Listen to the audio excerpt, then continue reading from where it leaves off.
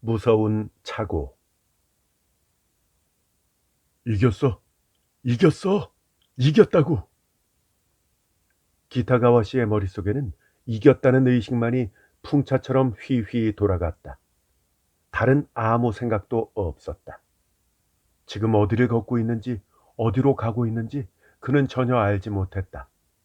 아니, 걷는다는 의식조차 없었다. 길거리의 사람들은 신기하다는 듯이 그의 괴상한 걸음걸이를 바라보았다. 주정뱅이로 보기에는 낯빛이 멀쩡했다. 환자로 보려니 기운이 너무나 넘쳤다. 어딘가 모르게 괴이한 걸음걸이였다. 독거미보다 무서운 집념이라는 놈의 포로가 되어 있는지도 모른다. 그의 온몸은 지금 복수의 쾌감에 도취되어 있는 것이다. 이겼어! 이겼어! 이겼다고! 쾌활한 박자를 타고 독살스러운 승리의 속삭임은 언제까지고 이어졌다. 소용돌이를 그리는 폭죽처럼 눈이 멀어버릴 것만 같은 발광체가 그의 머릿속을 종횡무진 뛰어다녔다. 그 녀석은 오늘부터 단 하루도 쉴 새 없이 한평생, 기나긴 한평생을 그 돌이킬 수 없는 고통 속에서 처절히 살 거야. 그 속절없는 번민 속에서 끝내 몸부림칠 테지. 순전히 내 생각이라고? 말 같지도 않은 소리. 확실해, 확실하다고. 내 장담하지. 그 녀석은 내 이야기를 듣다가 기어이 고개를 숙이고 말더군. 새파랗게 질린 얼굴로 고개를 푹 숙였잖아. 이게 승리가 아니면 뭐란 말이야. 이겼어, 이겼어, 이겼다고. 이렇게 단조로운 사고의 소용돌이 사이로 마치 영화의 자막처럼 이런 단상이 확 떠올랐다가는 사라졌다. 여름 하늘은 썩은 동태 눈처럼 잔뜩 흐렸다. 살랑대는 바람 한 점 불지 않아 집집이 달린 포렴과 차양은 조각처럼 옴쭉달싹도 하지 않았다. 길거리의 사람들은 무언가 정체를 알 수 없는 불행이라도 예감한 듯 슬금슬금 걷는 것처럼 보였다. 소리라고는 전혀 들리지 않았다. 삭막한 정적이 일대를 뒤덮고 있었다. 기타가와 씨는 그런 속에서 홀로 이방인처럼 미친 듯한 걸음을 계속했다. 아무리 나가도 끝이라고는 없는 짙은 쥐색으로 번들대는 도로가 기타가와 씨의 전방에 뻗어 있었다. 정처도 없이 헤매는 사람에게 도쿄 시인은 영원히 끝나지 않는 미로였다. 좁다란 길, 넓다란 길, 쭉 뻗은 길, 꼬불꼬불한 길들이 계속해서 어디까지고 이어졌다. 그나저나 이 얼마나 정교하고 심각한 복수인가. 그 녀석이 한 짓도 제법 영리한 복수이긴 했지. 하지만 그 복수에 맞받아친 내 솜씨가 훨씬 더 훌륭했어. 천재 대 천재의 1대1 승부야. 어디 하나 흠잡을 데 없는 예술이었어. 그 녀석이 전반전을 잘 이끌었다면 후반전은 내가 이끈 눈부신 예술 작품이라고. 하지만 누가 뭐래도 승리는 내 거야. 난 이겼어. 이겼다고. 그 녀석의 코를 납작하게 만들어줬어. 콧잔등에 송골송골 땀방울을 매단 채 기타가와 씨는 지치지도 않고 뙤약볕 아래를 걸었다. 그에게 지금 더위 따위는 아무것도 아니었다. 차츰 시간이 지나자 사고력을 잃은 그의 하늘을 찌르던 환희도 조금씩 의식적으로 변해갔다. 석 달 만의 방문이었다. 그 사건이 일어나기 얼마 전에 만난 뒤 두 사람은 오늘까지 얼굴을 마주한 적이 없었다. 노모토 씨 쪽에서는 사건을 애도하는 글만 보냈을 뿐 기타가와 씨의 새로운 집에 가보지도 않은 것이 내내 마음에 걸렸다. 기타가와 씨도 기타가와 씨대로 그런 노모토 씨의 어색한 태도 때문에 그의 집 문턱을 넘을 때부터 이미 구역질이 나올 정도로 불쾌했다. 두 사람은 서로 앙숙이었다. 같은 학교에 같은 과에서 책상을 나란히 하면서도 기타가와 씨는 노모토 씨가 주는 것 없이 괜히 미웠다. 모르기는 해도 노모토 씨 역시 자신을 징글징글하게 싫어했으리라고 기타가와 씨는 믿었다. 두 사람이 한때 연적 관계였던 것이 더더욱 이 반감에 불을 붙였다. 기타가와 씨는 그 무렵부터 노모토 씨의 뒷모습만 보아도 속이 뒤틀릴 정도로 뭐라 표현할 수 없는 불쾌감을 느꼈다. 그런 참에 이런 문제가 발생했던 것이다. 무너질 듯 말 듯 아슬아슬하게 균형을 유지하던 두 사람의 관계가 마침내 폭발해 버렸다. 이렇게 된 이상 두 사람은 어느 한쪽이 죽을 때까지 목숨을 건 결투를 하는 것 말고는 피할 길이 없다고 그는 믿었다. 기타가와 씨는 때가 무르익을 때까지는 가능한 한 오늘 방문의 진짜 목적을 비밀에 붙이려 했다. 민감한 노모토 씨는 진작부터 감지했는지 공포에 질린 눈으로 힐끔힐끔 기타무라 씨를 훔쳐보았다. 여하튼 차가운 맥주잔을 사이에 두고 새 모피오 위에 마주 앉아 있던 두 사람 사이에는 첫 순간부터 숨이 막힐 듯한 아문이 감돌았다. 이봐 노모토, 자네가 왜 그 사건을 말하려 하지 않는지 난 다 알아. 자넨 그날 이후 처음 만난 나한테 위로의 말 한마디도 건네지 않았잖아. 그러니까 그 사건에 대한 이야기가 나오는 걸 두려워하고 있는 거야. 한동안 마음에도 없는 잡담을 계속하다 보니 더는 참을 수가 없어서 기타가와 씨는 마침내 전투를 개시하는 도화선에 불을 당겼다. 노모토 씨는 퍼뜩 놀라서 눈을 피했다.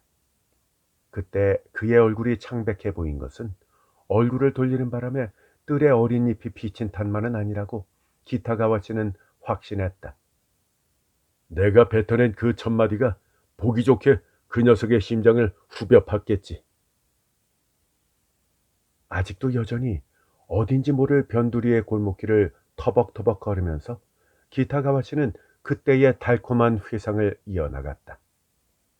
흡사 반추동물이 한번 위장 속에 집어넣은 음식물을 다시 토해내서 질겅질겅 씹으며 행복을 만끽하듯이 기타가와 씨는 오늘 노모토 씨와 나눈 대화 장면을 처음부터 끝까지 토시 하나 틀리지 않고 신경을 쓰면서 천천히 떠올려 나갔다. 사실 자체보다 더 즐거운 회상의 매력은 기타가와 씨를 도취경에 빠뜨렸다. 기타가와 씨는 회상을 이어갔다. 난 그 사실을 아주 최근에야 깨달았어. 당시에는 정말이지 울고 싶어도 울 수 없을 정도로 가슴이 미어지는 것 같이 슬펐어.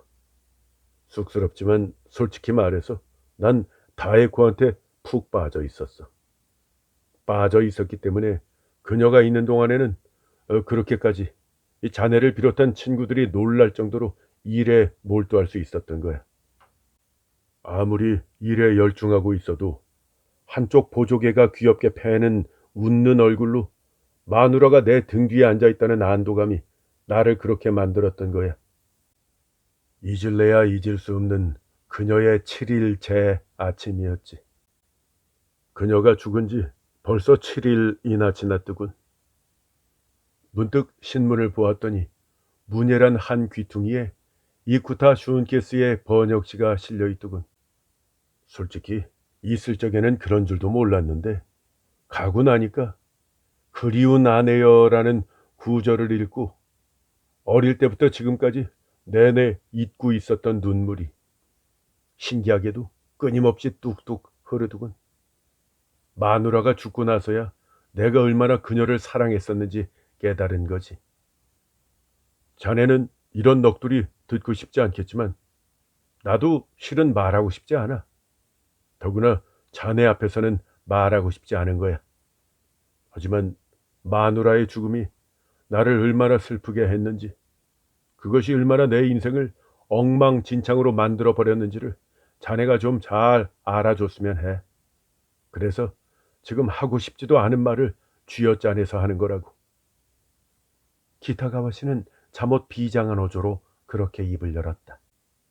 이 사내답지 못한 넋두리가 실은 참으로 무시무시한 복수를 향한 첫걸음일 줄이야 누가 상상이나 했을까? 날이 갈수록 아주 조금씩이기는 했지만 슬픔도 희미해져 가더군. 아니, 슬프기는 매 한 가지였지만 오직 거기에만 얽매여 훌쩍훌쩍 울던 내 마음에 조금이나마 여유가 생겼어. 그러자 그때까지는 슬퍼하느라고 나도 모르는 사이에 잊고 있었던 한 가지 의문이 맹렬히 고개를 쳐들기 시작했어. 자네도 알겠지만 내 아내 다에코의 불가사의한 죽음은 나한테 도저히 풀 수 없는 수수께끼였어. 기타가와 씨는 부인의 죽음에 대해 처음부터 의심을 품었다. 아이는 살아났는데 왜 다에코만 그 화재 속에 불타 죽었는지. 그로서는 아무리 생각하고 또 생각해도 이해할 수 없는 수수께끼였다. 석 달 전 봄이 한창이던 날이었다. 그 무렵 기타가와 씨는 제법 괜찮은 두 세대용 연립주택에 새들어서 살고 있었는데 어느 날 한밤중에 벽 하나를 사이에 둔 같은 동의 이웃집에 불이 나는 바람에 그의 집까지 몽땅 타버렸다. 다행히도 불은 5집에만 옮겨 붙고 진화되었지만 바람이 세찼던 탓인지 불이 번지는 속도가 기이할 정도로 빨랐다. 소중한 물건을 두고 와서 애가 타거나 아이 걱정에 발을 동동 구를 때에나 느낄 법한 어딘가 기묘한 쫓기듯 조급한 마음 때문에 꽤 긴 시간을 거의 한순간처럼 느낀 탓도 있겠지만 그 터무니없이 거대한 뱀의 혓바닥 같은 화염이라는 생물이 인간의 주거지를 핥으며 문드러지게 만드는 속도는 정말 놀라웠다. 기타가와 씨는 맨 처음 어린 자식, 태어난 지 얼마 되지 않은 젖먹이를 끌어안고 조금 떨어진 친구의 집으로 달려갔다. 울부짖는 아이를 친구의 아내에게 맡긴 다음 친구의 도움을 받아서 할 수 있는 데까지 물건을 챙겨 나오려고 다시 화재 장소로 돌아갔다. 잠옷바람으로 실성한 사람처럼 기타가와 씨는 인간이 아직 언어라는 것을 모르던 원시 시대로 되돌아가 의미를 이루지 못하는 헛소리를 주절대면서 숨이 턱에 닿도록 달렸다. 그렇게 친구 집에서 200~300m 떨어진 곳까지 2번 왕복하는 사이에 불길이 걷잡을 수 없이 세져서 물건을 챙기기는커녕 자칫하면 목숨까지 잃을 상태가 되자 그는 다 집어치우고 친구의 집으로 가자마자 맨 먼저 아플 정도로 바싹 마른 목을 축이기 위해 물을 몇 컵이나 들이켰다. 그런데 문득 정신을 차리고 보니 다의 코가 보이지 않았다. 분명 그녀가 달리는 모습을 한 번 보았는데 그리고 그녀는 기타가와 씨가 친구 집으로 피난했다는 사실을 당연히 알고 있을 텐데 어찌 된 심판인지 보이지가 않았다. 설마 활활 타는 불 속으로 뛰어들었을 줄이야 상상도 하지 못했기 때문에 한동안은 친구 집 문 앞에 흐트러진 몰골로 그녀가 나타나기만을 멍하니 기다렸다. 옷상자며 문갑, 서류 따위에 잡다한 물건이 어지럽게 굴러다니는 친구의 집 현관에서 그 친구 부부와 기타가와 씨, 아이를 안고 떨고 있는 나이 어린 가정부가 묘한 분위기 속에 입을 다물고 얼굴을 맞대고 있었다. 바깥에서 화재 현장의 소란스러운 소리가 낱낱이 들려왔다. 사람들이 내는 소음들, 요란한 발소리들. 이런 소리들이 마치 기타가와 씨 자신과는 아무런 상관도 없는 음악 비슷한 것처럼 메아리로 돌아왔다. 야릇하게 극적인 음색을 띤 경종 소리가 사람들의 심장을 요동치게 만드는 무섭기도 하고 어딘가 유쾌하기도 한 느낌을 주며 여기저기서 울려댔다. 그와는 반대로 집안에 있는 그들 무리의 숙연한 분위기는 얼마나 괴이했던가. 시간이 얼마나 흘렀을까.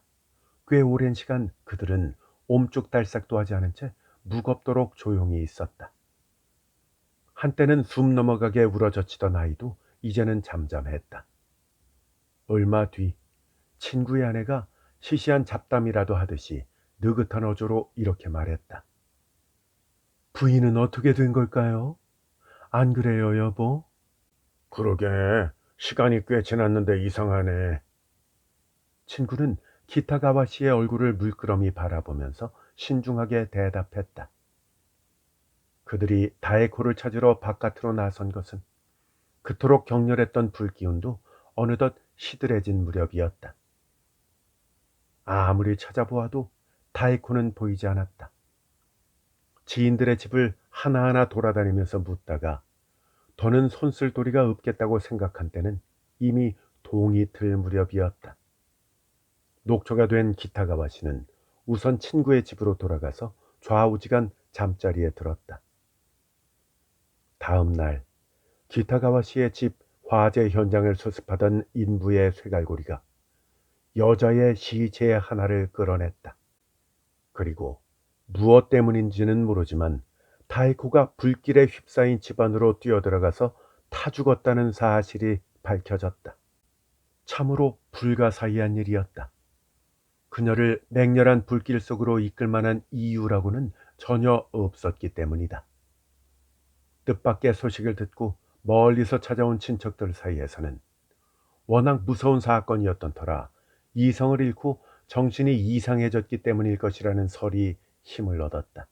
잘 아는 할머니도 가짜 화재인데도 얼마나 당황을 했던지 벼란간 뒤주로 가서 정성스럽게 쌀을 퍼서 통 속에 넣고 있었다고 하더라고. 정말 쌀이 가장 소중하다고 생각을 한 거겠지. 이런 상황에서는 아무리 정신력이 강한 사람이라도 당황하게 마련이니까. 그때 다에코의 어머니는 건드리기만 하면 터질 것 같은 눈물을 참고 또 참으며 이런 말을 하기도 했었다. 기타카와 씨는 여기까지 회상을 한 뒤 노모토에게 말을 이어갔다. 사랑스러운 아내가 젊은 나이에 더구나 아이까지 남겨놓고 죽어버렸어. 그것만으로도 남자에게는 심각한 타격이야. 설상가상으로 차마 못 볼 그 비참한 죽음이라니. 노모토, 자네에게 그녀의 죽은 얼굴을 한번 보여주고 싶었어. 만약 그 시체를 앞에 두고 자네에게 이런 이야기를 할 수 있었다면 얼마나 심각하고도 극적인 효과가 나왔을지. 그녀의 시체는 새카만 덩어리일 뿐이었어. 비참하다기보다는 차라리 섬뜩한 모습이었지. 소식을 듣고 달려간 내 눈앞에 나뒹굴던 그것은 난생 처음 보는 해괴한 물체였어. 그것이 3년 동안 살을 맞대며 살았던 마누라라고는 도저히 믿기 어렵더군. 그것이 인간의 시체라는 사실조차도 얼핏 보아서는 알 길이 없었어. 눈이고 코고 팔다리도 이 구분하기 힘든 한 덩어리의 시커먼 물체였으니까. 군데군데 까만 표피가 떨어져 나가고 시뻘건 속살이 흘러나와 있더군. 자네 망원경으로 찍은 화성 사진을 본 적이 있나? 화성의 운하 말이야. 왜 그 이상한 표현주의 기법 같은 그물론 비슷한 거 혹시 알고 있냐고. 꼭 그거 같았어. 새까만 덩어리의 표면은 그런 식으로 갈라져 있었고 자극적인 새빨간 근육이 가로 세로로 붙어 있었어. 인간이라는 느낌과는 완전히 동떨어진 정체를 알 수 없는 지독한 물체였다고. 이것이 과연 다에코인지 나는 의심했어. 그런 일에 익숙했던 한 인부가 내 의심의 눈빛을 알아챘는지 그 검은 물체가 있는 곳을 손가락으로 가리키더군. 자세히 보니까 다에코가 그 전날까지 끼고 있던 가느다란 백금 반지가 빛나고 있었어. 더 의심할 것도 없었지. 게다가 그날 밤 다에코 말고 행방불명이 된 사람은 아무도 없다는 사실을 그 뒤에 알게 되었어. 물론 이렇게 죽는 사람이 세상에 없지는 않아. 너무도 끔찍한 일이기는 하지만 그보다, 그런 외적인 것보다 나를 훨씬 더 많이 힘들게 한 거는 왜 다에코가 죽었느냐 하는 의문이었어. 죽을 이유가 없었거든. 물질적으로나 정신적으로나. 그녀가 죽고 싶을 만큼 심각하게 고민할 거리가 있었으리라고는 생각할 수 없다고. 갑작스런 사태에 정신을 놓을 정도로 기가 약한 여자도 아니었어. 그녀가 겉보기와는 달리 야무진 사람이라는 건 자네도 잘 알고 있잖아. 그래, 한 발 양보한다고 치자고.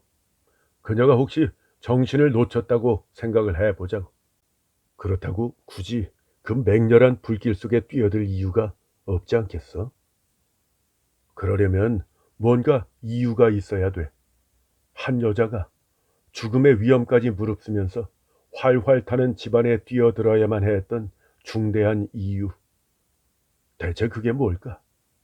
밤낮을 가리지 않고 숨통을 죄어오는 이 의문이 내 머릿속에 들러붙어서 사라지질 않았어.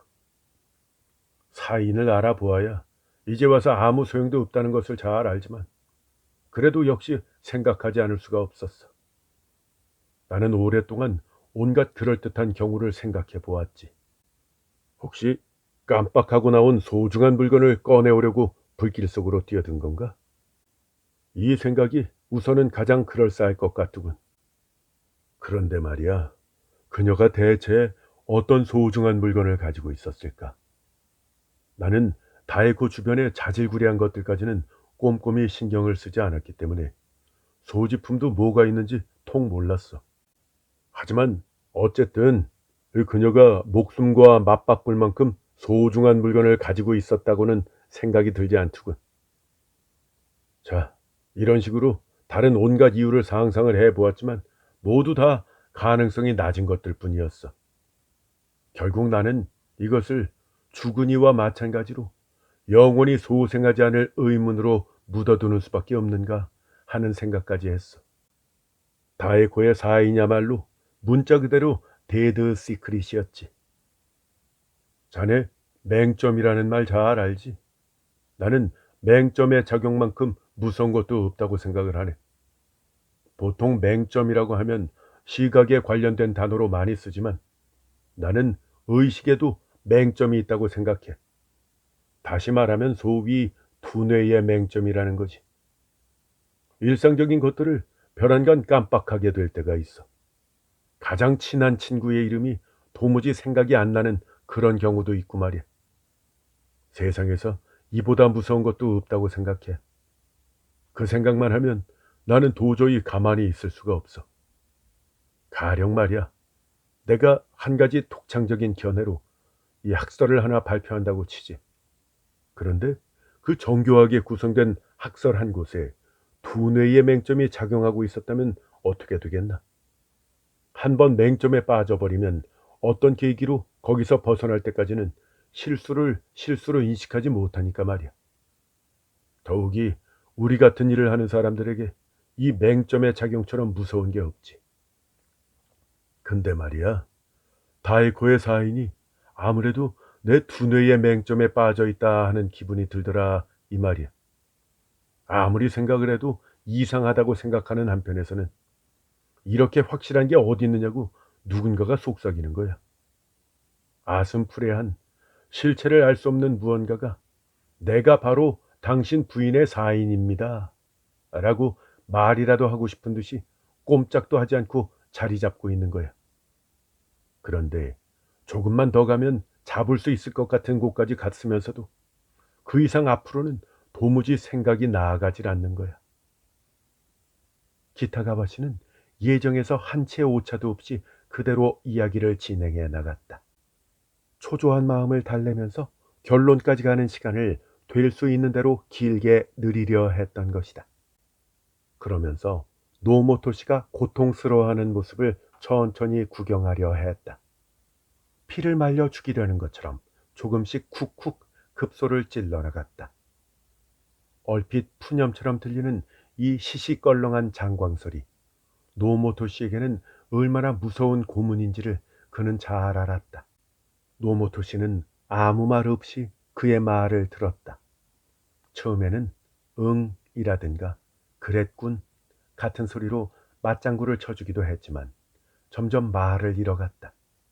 어떻게 보면 따분한 이야기에 질린 것처럼 보이기도 했다.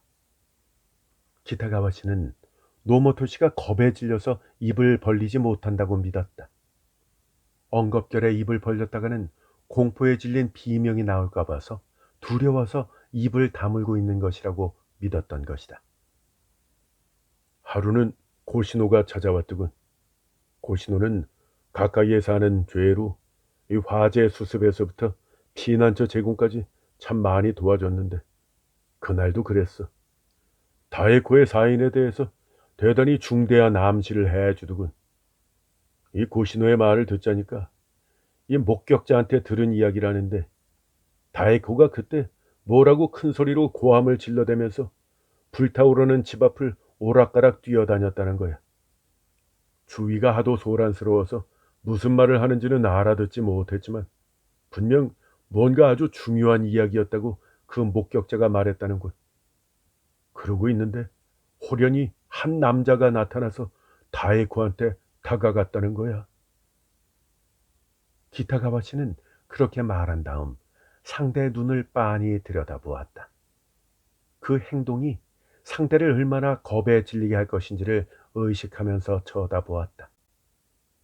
먹이를 노리는 독사의 눈으로 노모토시를 응시했던 것이다. 그때 그 남자는 다에코의 곁으로 가는가 싶더니 갑자기 뒤로 돌아서서는 원래 왔던 곳으로 돌아갔다고 하는데 그러자 무슨 일인지 다에코가 몹시 놀라서 눈을 크게 활짝 뜨고 도움을 청하듯이 주위를 둘러보았다는 거야. 하지만 그것도 한순간 눈 깜짝할 사이에 온통 불바다가 된 그 집안으로 뛰어 들어갔다고 하더군. 그 남자는 설마 그 이상한 여자가 불에 타 죽기야 하겠나 싶어서 북새통에 끼어들었고 그 다음 상황까지는 지켜보지 못했다고 했다는군. 다음 날 그 여자가 불탄 자리에서 나온 고시노의 친구의 아내라는 사실을 들은 그 남자는 그런 줄 알았으면 곧바로 알려줬어야 했는데 이렇게 안타까울 때가 있나 하면서 후회를 했다고 하더군. 그 말을 듣고 나는 역시 다에코는 실성을 한 게 아니었다고 생각을 굳혔어.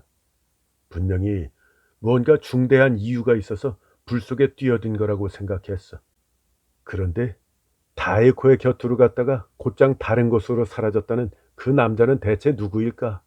하고 내가 물었더니 고시노가 갑자기 목소리를 낮추고 진지한 눈빛으로 짚히는 게 있다는 거야.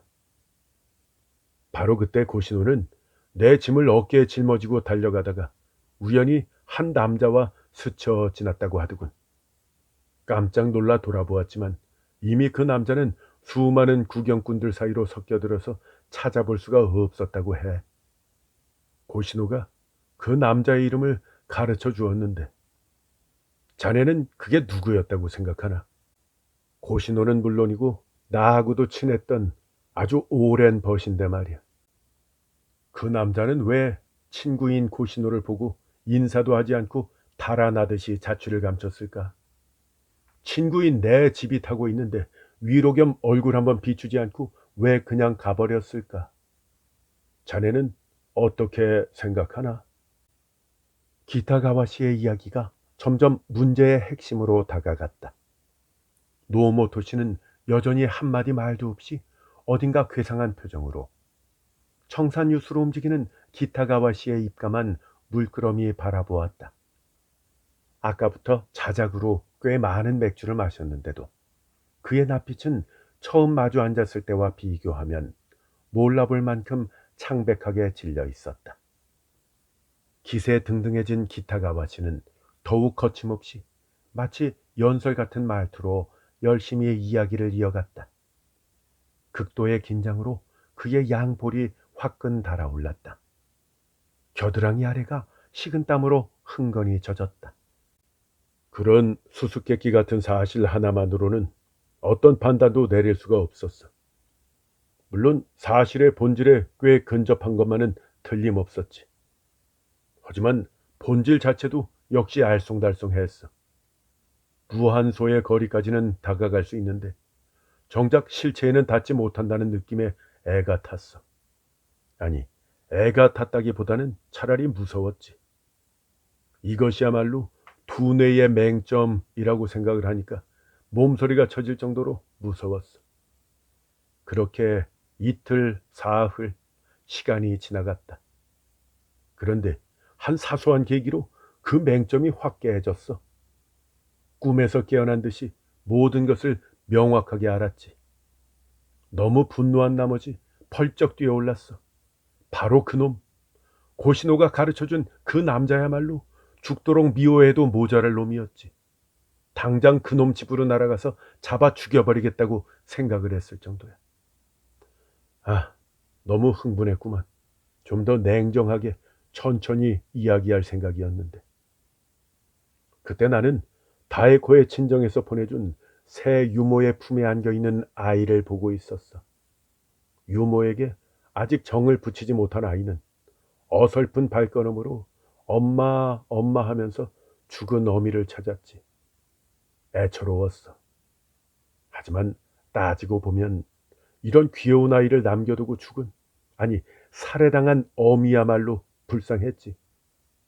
그렇게 생각하자 아가야, 아가야 하고 아이를 부르는 어미의 목소리가 저 세상에서 들려오는 것만 같았어. 노모토, 자네 그거 분명 성불하지 못한 다에코의 영혼이 어딘가에서 내 가슴속을 향해 속삭인 게 틀림없었어. 아가야, 아가야 하는 다에코의 목소리를 상상하다가 불현듯 나는 격렬한 충격을 받았지. 그래, 바로 그거야. 다에코를 맹렬한 불 속에 뛰어들게 만들 만한 위대한 힘은 바로 이 아가 말고는 없다. 한 번 맹점이 깨지고 나니까 오랜 시간 꽉 막혀있던 사고가 해일처럼 용솟음치기 시작했어. 그 화재가 났을 때 내가 맨 처음 아이부터 안고 친구 집에 피난을 갔다는 사실을 다에코는 몰랐는지도 몰라. 그런 상황에서 그런 오해는 충분히 있을 수 있지. 그때 나는 잠에서 깨자마자 아이를 안고 달리면서 잠에서 깨 옷을 입고 있는 아내에게 어서 빠져나가, 아이는 내가 데리고 갈 테니 하면서 고래고래 고함을 질렀거든. 하지만 과연 그 말이 공포에 질린 다에코의 귀에 들렸을까? 생각할 겨를도 없이 본능적으로 뛰어나왔다가 그제야 아이를 떠올리진 않았을까? 그래서 아가야 아가야 하고 외치면서 집 앞을 서성인 게 아닐까? 그런 비상사태에서는 심리가 평소와는 전혀 다르게 작용하는 법이지. 사실 나만 해도 두 번째로 짐을 들고 고시노의 집으로 뛰어가던 길에 근데 아이는 어떻게 했더라 하는 생각이 문득 들어서 몇 번씩이나 심장이 내려앉았었거든. 기타가와 씨는 여기서 말을 끊고 효과를 확인하려는 듯 노모토 씨를 살폈다. 더욱더 창백하게 질려 어금니를 꽉 깨물고 있는 노모토 씨를 확인하자 만족스러운 듯이 고개를 끄덕이더니 이야기를 가장 중요한 부분으로 이끌어갔다. 집념이 대단한 남자가 하나 있는데 어느 여자에게 깊은 원한을 품고 있다고 가정을 해보자고. 남자는 무슨 수를 써서든 그 원한을 갚겠노라면서 집요하게 기회를 노리고 있었어. 그런데 어느 순간 그 여자의 집에 불이 난 거야. 우연히 그 자리에 있던 남자가 그 여자의 집이 불타는 장면을 고소해하면서 보고 있었어. 문득 보았더니 그 여자가 아가야 아가야 하고 외치면서 집 앞을 서성대는 거야. 남자의 머리에는 한 가지 멋진 생각이 떠오르지. 이 기회를 놓칠 수 없다고 생각을 하는 거야. 남자는 벼랑간 그 여자 곁으로 다가가서 최면이라도 걸듯이 아기는 지금 안방에서 자고 있어요 라고 말하는 거야. 그리고 잽싸게 그 자리에서 달아나. 놀랍도록 영리한 복수지. 보통 때 같으면 아무도 이런 최면에 걸리지 않을 거야. 하지만 미칠 듯이 아이를 걱정하느라고 이성을 잃은 순간에 그 어머니를 죽이기에는 정말 뛰어난 속임수였어. 나는 불타오르는 분노 속에서도 그 남자의 기막힌 생각에 감탄을 했네. 난 지금까지 절대로 증거가 남지 않는 범죄란 전혀 없다고 생각을 해왔어. 하지만 그 남자의 경우를 보라고. 제 아무리 훌륭한 법관이라도 처벌할 방도가 없지 않겠나. 죽은 사람을 빼면 아무도 듣지 못했을 그 속삭임이 무슨 증거가 되겠느냐고. 물론 남자의 행동이 수상쩍다 싶어서 기억하는 사람이 몇 명은 있을지도 모르지. 하지만 그게 뭘 어쨌다는 거야? 불행에 빠진 친구의 아내를 위로해 주려고 곁에 다가가서 말을 거는 일은 아주 자연스러운 거니까 말이야. 한 발 양보해서 가령 그 속삭임을 누가 들었다 한들 남자에게는 전혀 위협이 되지 않아. 왜냐하면 말이야. 나는 정말로 그렇게 믿었을 뿐입니다. 그 말을 들은 부인이 불 속에 뛰어들어 타 죽었다고 해도 그게 나와 무슨 상관입니까? 그런 미친 짓을 할 줄 내가 예상이라도 했단 말인가요? 이렇게 말해버리면 훌륭한 해명이 될 테니까 말이야. 정말 무서운 계략이지. 그 남자는 분명 살인의 천재야.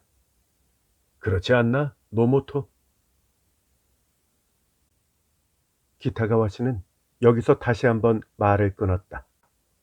드디어 기다리고 기다리던 자신의 복수가 실행될 것임을 선언하고 싶어 죽겠다는 듯이 날름날름 입술을 핥았다. 초주검이 된 쥐를 앞에 둔 고양이처럼 흐뭇해 죽겠다는 무시무시한 눈빛으로 그는 노모토 씨의 얼굴을 뚫어져라 바라보았다. 기타가와 씨가 노모토 씨와 친해진 데는 물론 같은 학교를 다닌다는 이유도 있었지만 그보다는 한 여성을 사모하는 청년들이 자연스럽게 모여 생긴 모임의 일원으로서 서로를 질시하면서도 친분을 나누게 된 것이 더 큰 동기였다. 그 모임에는 이 두 사람 외에도 두어 명의 청년들이 있었다. 화재가 났던 날 기타가와 씨 식구들의 피난처를 제공했던 고시노 씨도 그 중에 한 명이었다. 벌써 7, 8년 전의 일이라 당시의 청년들도 이제는 제각기 어엿한 위엄을 갖춘 소시민이 되었지만 역시 옛일을 잊지 않고 친분을 유지해왔다. 그럼 그 모임의 중심이었던 행복한 여성은 과연 누구인가? 그녀가 바로 뒷날 기타가와 씨의 부인이 된 다에코다. 다에코는 야마노토에 거주하는 옛 하급무사 집안의 딸이었다. 양귀비도 울고 간다고 했을 정도로 인물이 좋았던 데다가 교육은 고만고만한 수준의 기예 학교를 나왔을 뿐이었지만 요즘 처녀로서는 보기 드물게 정숙한 면이 있어서 더 바랄 것이 없는 여자였다.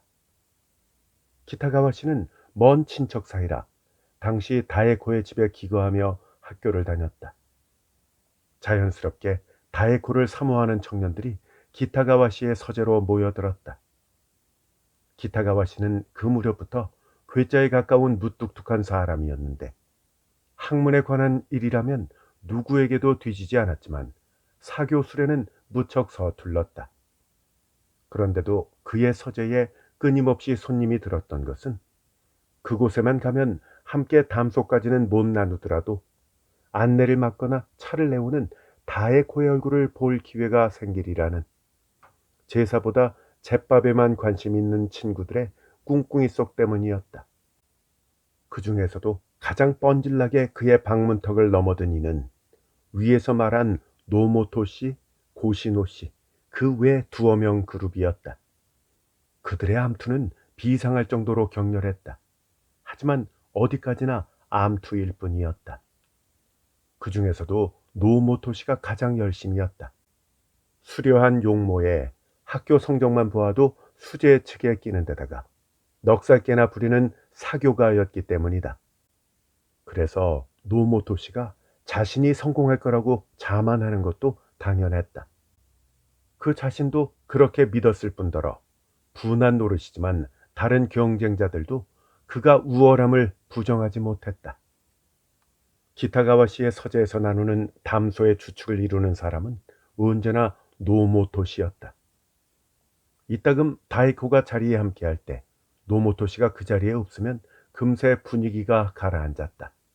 하지만 노모토 씨가 있을 때면 그녀도 쾌활하게 입을 열었다. 그녀가 큰 소리로 웃는 것은 노모토 씨가 있을 때뿐이었다. 그런 식으로 그는 어려움 없이 다에코에게 다가갔다. 그래서 다들 노모토 씨가 승자라고 생각했다. 갖가지 기회에 온갖 암묵적인 동의 속에 노모토 씨 자신도 그렇게 믿었던 것이다. 이제 남은 절차는 프로포즈밖에 없다고 생각했다. 그런 그들의 관계가 한창이던 어느 날 여름방학이 왔다. 노모토 씨는 승리자의 기쁨을 안고 서둘러 귀성길에 나섰다.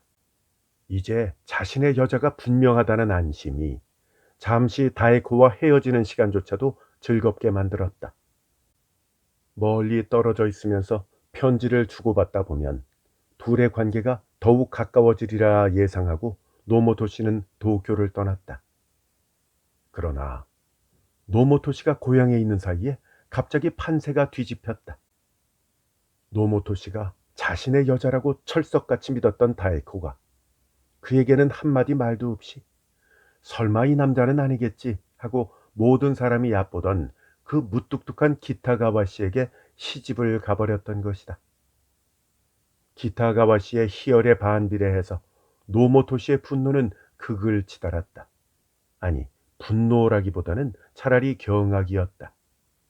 철석같이 믿었던 사람에게 배신을 당한 사람의 경악이었다.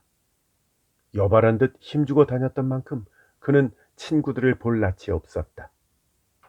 그러나 이렇다 할 확실한 약속을 나눈 적이 없으니까 뭐라 따질 수도 없었다. 어떻게 약속을 깰 수 있느냐며 비난을 하고 싶어도 깰 만한 약속을 한 적이 없었던 것이다. 분출할 길 없는 노여움은 노모토 씨의 인품을 완전히 바꾸어 놓았다. 이후 그는 말수가 적어졌다. 더는 친구들의 집을 찾아다니지 않게 되었다. 그저 학문에만 몰두함으로써 아픈 시련의 상처를 어렵사리 달래보려 했다. 기타가와 씨는 그 모든 사정을 너무도 잘 알고 있었다. 그 뒤로 오늘까지 노모토 씨가 가정을 꾸미지 않고 있는 것이 그 시련의 상처가 얼마나 컸던가를 보여주는 증거라고 생각했다. 그런 만큼 그와 노모토 씨는 표면상으로는 동창으로 계속 친분을 나눴지만 실은 엄청나게 불편한 사이였다. 이런 과정들을 생각하면 노모토 씨가 그런 복수를 꾀하는 것도 제법 그럴싸해 보였다. 그러니 기타무라 씨가 그를 의심하는 것도 결코 무리는 아니었다. 한편 기타가와라는 남자는 앞에서도 잠깐 언급했듯이 좀 괴짜였다. 사교적인 대화, 재치나 농담 같은 것과는 인연이 없는 사람이었다. 그는 유머를 전혀 이해하지 못하는 남자였다. 토론 따위를 하게 되면 대단히 청산유수로 말했다. 그는 뭐든지 목표가 하나라도 정해지지 않으면 아무것도 할 마음이 내키지 않는 사람 같았다. 대신에 한번 이거다 싶으면 한눈 한번 팔지 않고 돌진하는 유형이었다. 그럴 때면 목표한 것 이외의 일은 쳐다보지도 않았다. 이런 성격이었기 때문에 그는 학문에서 성공했다. 서툰 연애까지도 성공했다. 그는 두 가지를 동시에 생각할 수 없는 성격이었다. 다에코를 얻을 때까지는 다에코 말고는 아무 생각도 하지 않았다. 하지만 다에코를 얻고 나자 이번에는 학문에 열중했던 것이다. 그토록 열렬히 원했던 다에코를 외롭게 버려둔 채 학문 연구에만 몰두했다. 이제 이렇게 다에코의 죽음을 겪고 나자 가엾은 다에코 말고는 아무것도 생각하지 않는 그였다. 노모토 씨에 대한 복수에도 그는 광적으로 열중했다. 그리고 그 목적을 이루게 되자 광적으로 기뻐했던 것이다. 모든 것이 극단에서 극단으로 달렸다. 그는 자칫 광인이 될 소지가 다분했다. 말이야 바른 말로 다이코의 사인에 대한 그 터무니없는 상상이며 노모토 씨에 대한 그 기괴한 복수만 보더라도 제정신이라기에는 너무도 미친 짓이 아닌가. 하지만 기타가와 씨는 자신의 상상이 적중했다고 굳게 믿었다. 그리고 그 신념이 이제 확증을 얻었다. 원수인 노모토 씨는 보기 좋게 기타가와 씨의 술수에 빠져 그의 눈앞에서 고통스러워하는 한심한 모습을 고스란히 보여주었다. 기타가와 씨의 이야기는 이제야 길고도 긴 전제를 끝내고 요점인 복수로 들어섰다. 그 남자의 무서운 복수에는 일말의 실수도 없었어. 혹시 추측할 수 있다고 해도 어디까지나 추측의 범위에서 한 발짝도 넘을 수가 없지. 네 놈이 그랬지 하고 추궁을 해보아야 상대가 굴복하지 않으면 아무 소용이 없으니까. 난 그저 그 남자의 기지에 감탄해서 숨죽이고 있을 수밖에 없었어. 그 상대가 누군지는 알아. 근데 추궁할 방법이 없는 거야.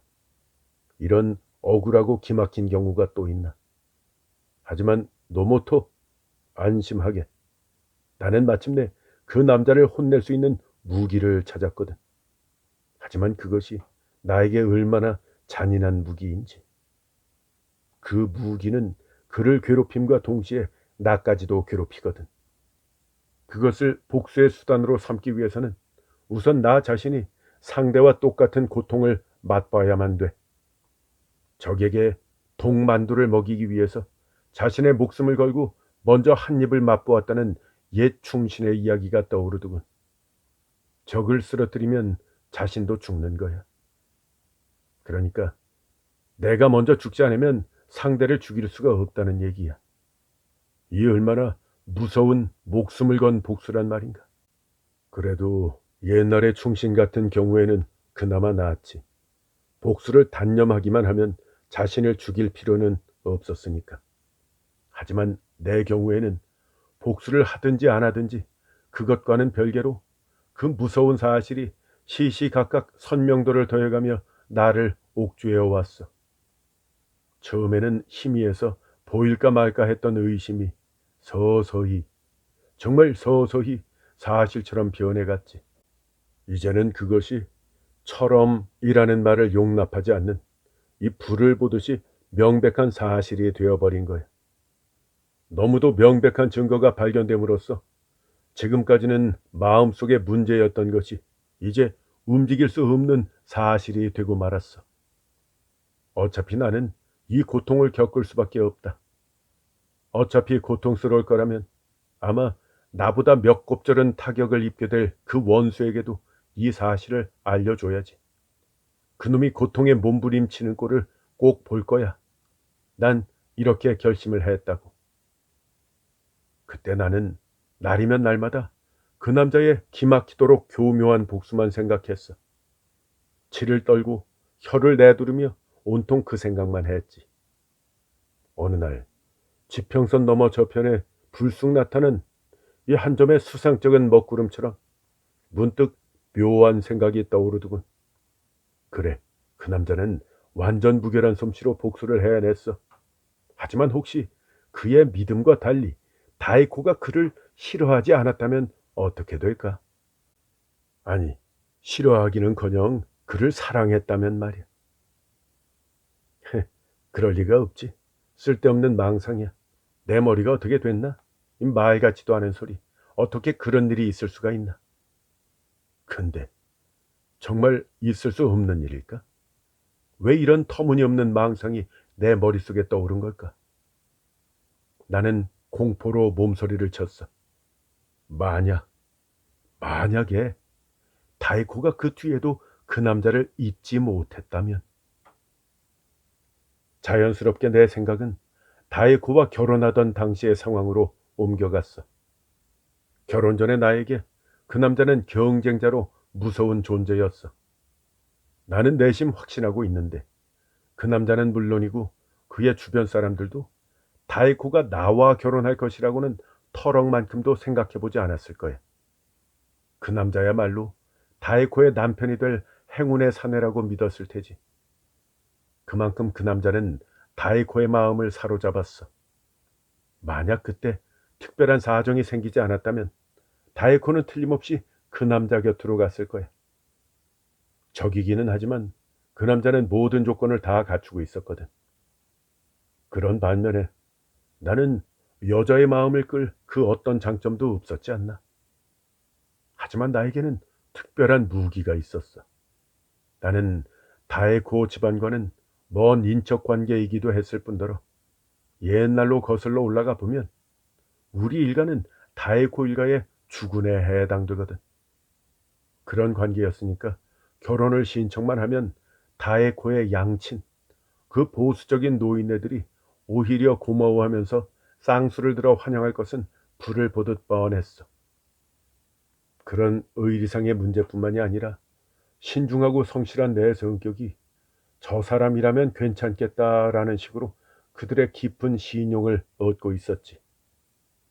그런데다가 다행인지 불행인지 다이코는 그 어떤 경우에도 부모의 말을 거역하지 않는 구식 처녀였어. 마음속에 제 아무리 일편단심으로 생각하는 남자가 있다 해도 그것을 내색하는 경망스러운 여자가 아니었다는 말이야.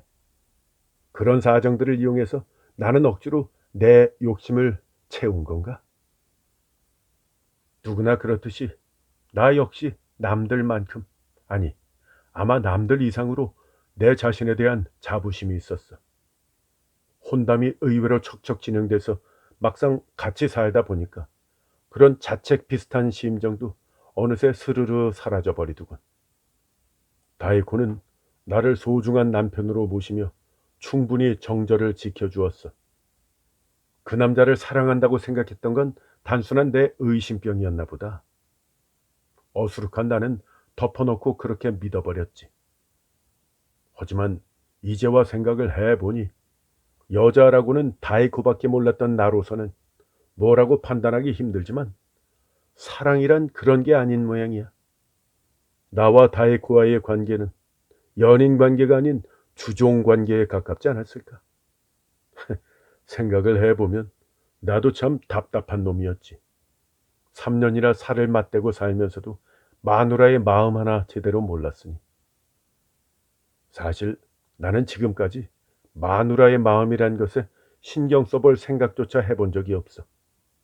부부만 되면 마누라란 남편을 세상에 하나뿐인 사랑하는 사람으로 여기는 것이라고 극히 단순하게 생각한 채 아무런 의심도 없이 일에만 몰두했어.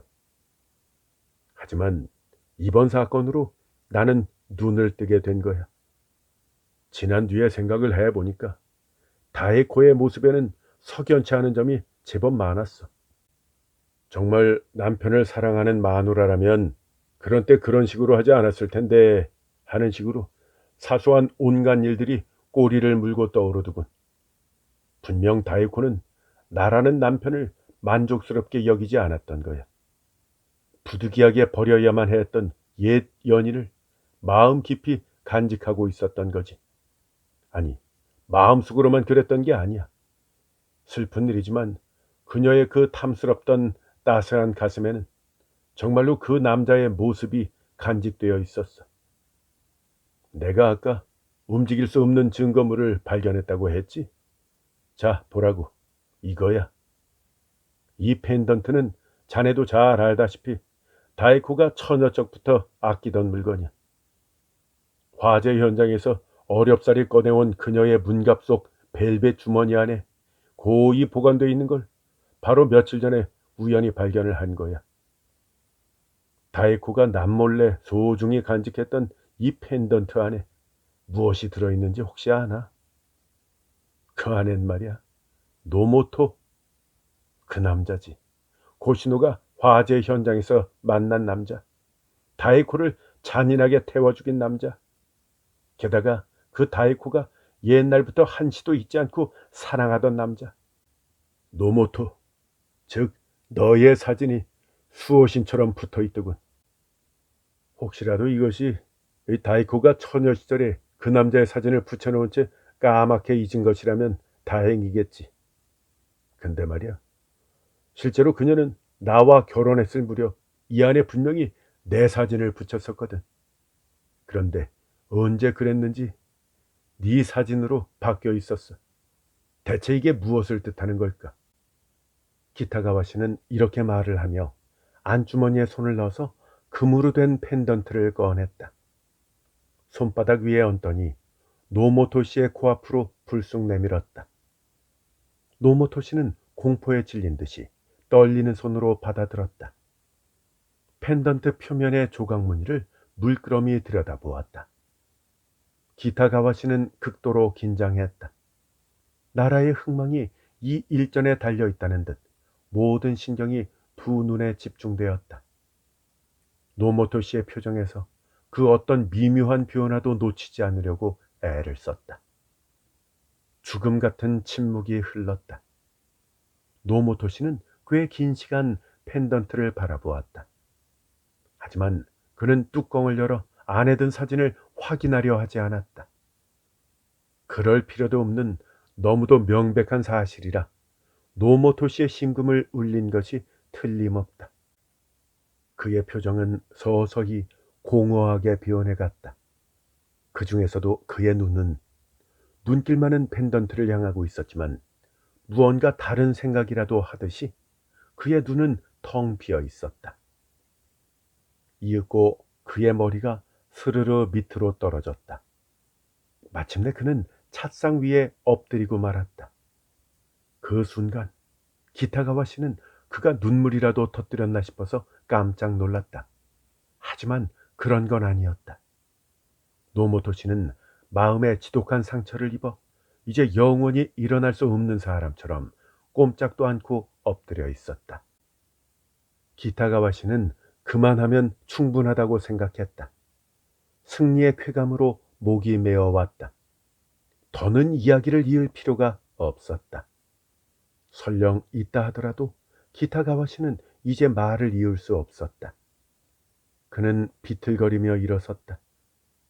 엎드려 있는 노모토 씨를 흘끗 바라본 다음 휑하니 방을 나갔다. 아무것도 모르는 늙은 가정부가 그의 신발을 내주려고 부랴부랴 쫓아나왔다. 춤추는 듯한 발걸음으로 그가 현관의 흙마루로 내려서는 순간 쿵 하는 소리가 났다.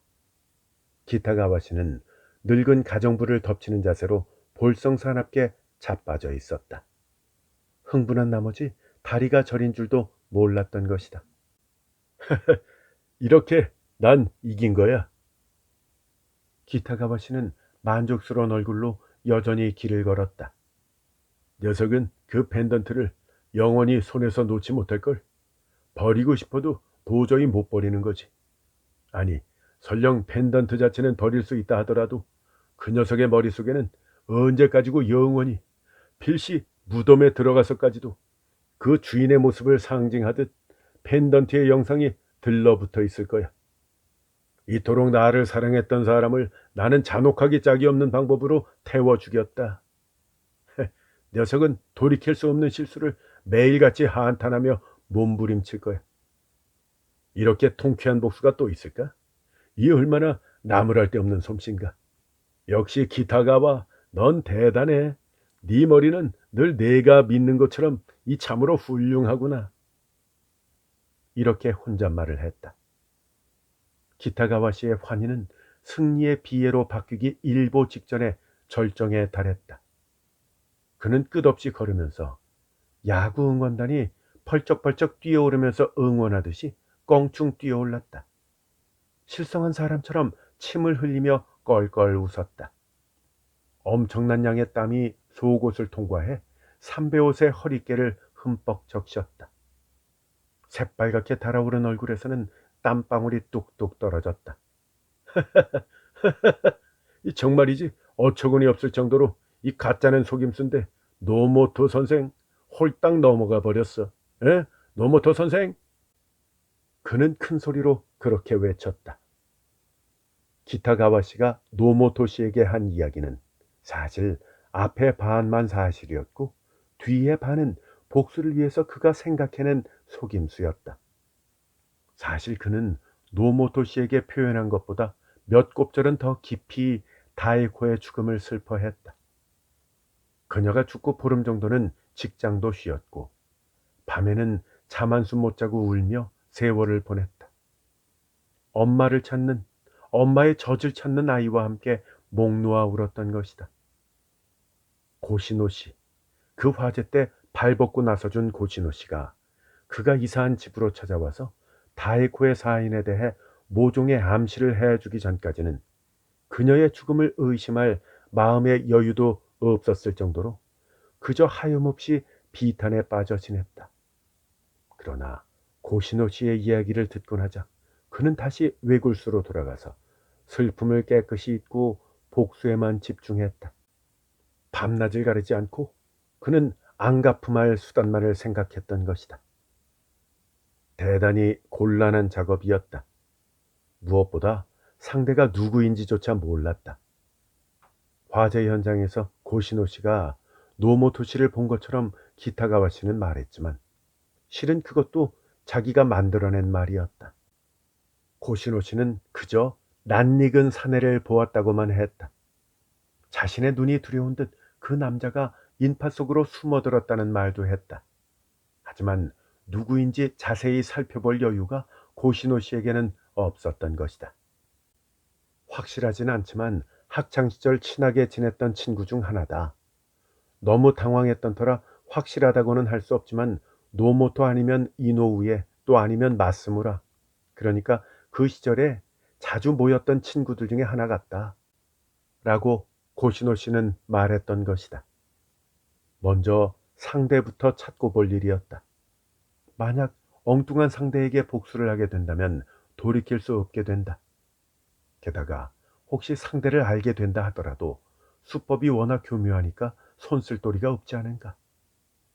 기타가와 씨도 자기 입으로 노모토 씨에게 말했다시피 증거가 없는 완전 범죄였다. 순수하게 심리에 얽힌 문제였다. 다시 말해서 이중의 난점이 앞을 가로막고 있었던 것이다. 며칠 동안 그 생각만 하는 사이 기타가와 씨의 머리에 불현듯 대단한 명안이 떠올랐다. 물론 법에 호소하는 방법은 아니었다.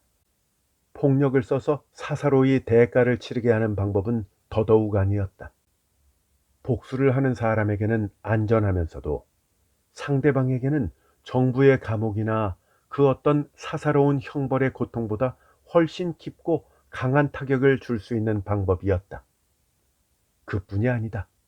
더 좋은 것은 그 방법을 쓰면 굳이 진범을 찾아내는 수고를 하지 않아도 되었다. 모든 용의자에게 그 방법을 실행하기만 하면 되는 것이다. 진범에게는 비할 데 없는 고통을 주겠지만 다른 사람들에게는 아무런 상처도 주지 않는 방법이었다. 다에코가 남긴 펜던트와 학창시절에 같은 과 친구들끼리 모여 찍은 사절판 사진이 복수의 재료였다. 기타가와 씨는 먼저 그 펜던트와 똑같이 생긴 것을 2개 더 만들었다. 모두 3개의 거의 똑같은 펜던트가 마련되자 이번에는 그 안에다가 각각 노모토 씨, 이노우에 씨, 그리고 마스무라 씨의 사진을 얼굴만 도려내서 붙였다. 참으로 간단한 준비가 아닌가. 고작 이것으로 중대한 복수를 할 수 있다니.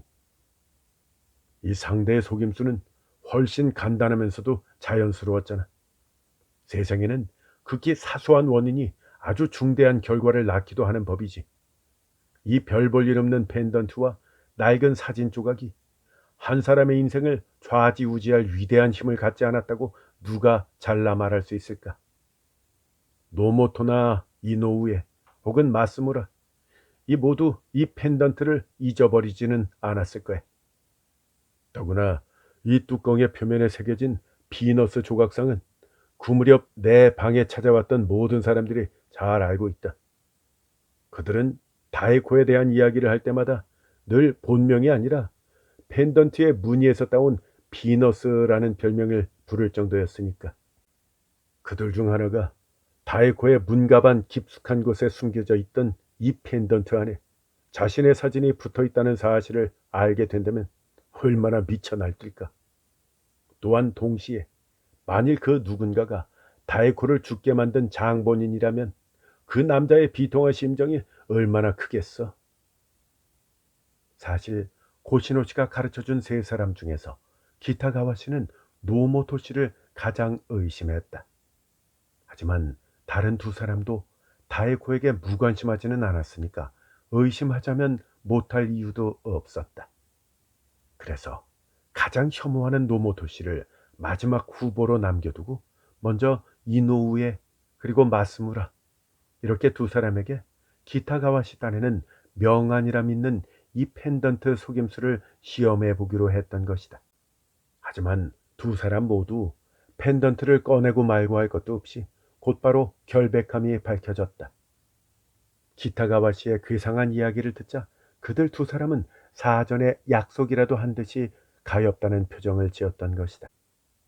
그리고 마음을 좀 진정하라며 그런 말도 안 되는 이야기는 그만두고 술이나 한잔 하자면서 딴뜻 없이 토닥여 주었다.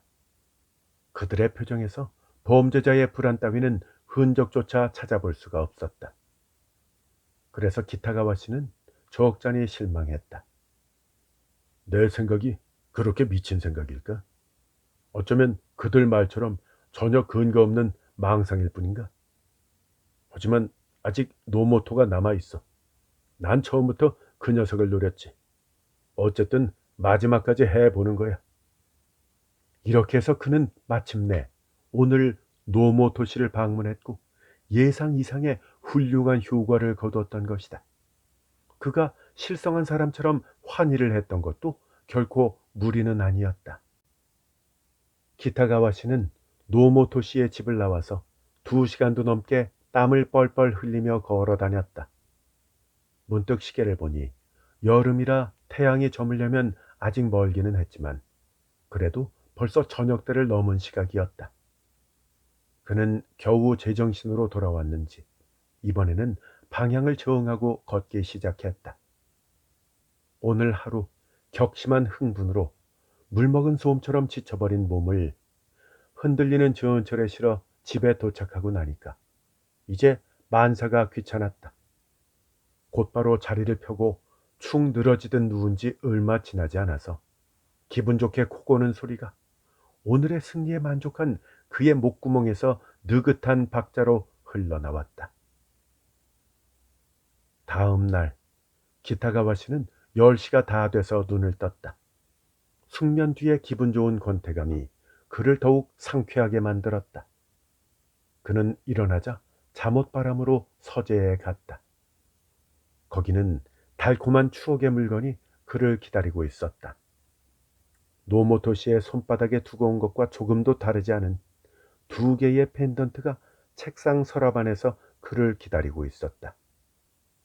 그는 펜던트를 꺼내서 애무하듯이 바라보았다. 처음 계획대로라면 노모토 씨뿐만 아니라 이노우에 씨와 마스무라 씨의 집에도 그것들을 남겨두고 왔어야 했다. 혹시라도 3사람 중에 누가 범인인지 알아내지 못할 경우에는 아무래도 하나씩 펜던트를 남겨놓고 올 필요가 있었다. 그럴 작정이었기 때문에 그는 비싼 모조품을 일부러 2개나 만들었던 것이다. 하지만 앞에서도 말했듯이 노모토 씨 이외의 2사람은 펜던트를 꺼낼 새도 없이 금세 판별이 되었다. 기타가와 씨는 종이 쌈지에 정성스럽게 넣어 들고 갔던 그것들을 2번이나 그대로 들고 돌아와야만 했다. 그는 지금 이 쓸모 없어진 2개의 펜던트를 보고 있는 것이다. 노모토 자식, 이런 속임수가 있을 줄은 생각도 못했겠지. 어떠냐? 정말 끝내주는 마술이었지. 자, 그럼 이쯤에서 한 가지 비밀을 밝혀드릴까? 자, 잘 보라고. 이 마술의 속임수는 바로 이 2개의 펜던트야. 이 안에 뭐가 들어있을 거라고 생각하시오? 모른다고쇼? 그럼 가르쳐 드리지. 자, 하나에는 마스무라 선생의 사진, 또 하나에는 이노우에 선생의 사진이 이렇게 떡하니 붙어 있어. 노모토 선생의 사진은 이제 여기에는 없. 갑자기 기타가와 씨는 연극대사 같은 독백을 불현듯 멈추었다.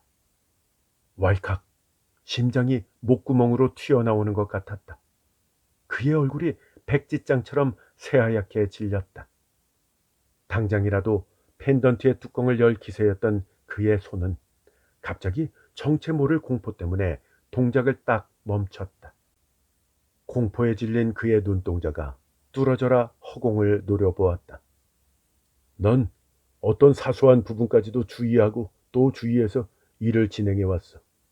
근데 왜 이렇게 불안한 거지? 뭔가 얼토당토하는 실수를 한 게 아닐까? 난 지금 그 중요한 걸 도무지 기억하지 못하고 있네. 노모토의 집에 찾아갈 때 확실히 노모토의 사진이 들어있는 펜던트를 들고 간 게 맞아? 응? 확실히 노모토의 사진이었냐고? 자, 똑똑히 확인을 해.